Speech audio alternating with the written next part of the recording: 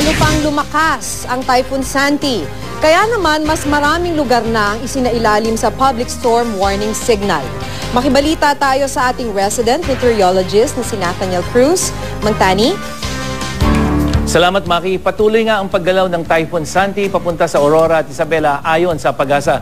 Sa ngayon, nakataas ang public storm warning signal number 3 dyan sa mga probinsya ng Aurora, Isabela, Quirino, Ifugao, Nueva Vizcaya, Nueva Ecija at Benguet.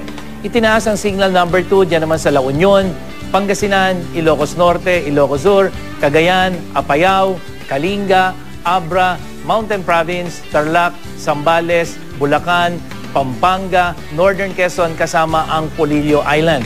Signal number 1 naman dito sa Metro Manila, Calayan at Babuyan Group of Islands, Bataan, Rizal, Cavite, Batangas, Laguna, Lubang Island, rest of Quezon, Marinduque, Camarines Provinces at Catanduanes kasama rin ang Albay. Mag-ingat po sa posibleng baha at pagguho ng lupa. Laging makabalita para maging I am ready at iwas disgrasya. Huling namataan ang mata ng Typhoon Santi, 200 kilometers dyan sa may silangan ng Balera Aurora kaninang alauna ng hapon. At lalong lumakas ang dala nitong hangin, umaabot na sa 130 kilometers per hour malapit sa gitna at bugsong aabot sa 160 kilometers per hour. Kumikilos ito pakanluran, hilagang kanluran sa bilis na 15 kilometers per hour.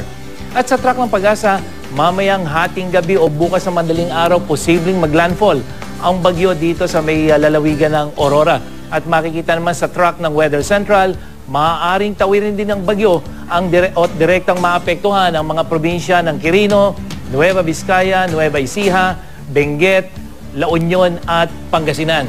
Ayon sa Pag-asa, inaasahan ng 7.5 hanggang sa 30 mm per hour na dami ng ulan sa mga lugar na madaraanan ng 500 km diameter o lawak ng Bagyong Santi.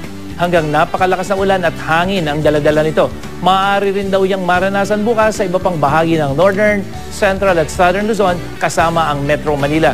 Dahil pa rin sa Bagyong Santi, itinaas ang Pag-asa ang gale warning sa mga dagat na sakop naman ng Eastern Seaboard ng Northern Luzon at Eastern Seaboard ng Visayas. Pinapayuhan ng mga gumagamit ng maliliit na sasakyang pandagat na iwasan muna maglayag sa mga nasabing lugar. At yan ang ating ulat panahon. Ako po si Nathaniel Cruz para sa I Am Ready, serbisyong totoo ng GMA News. Maraming salamat po, Mang Tani.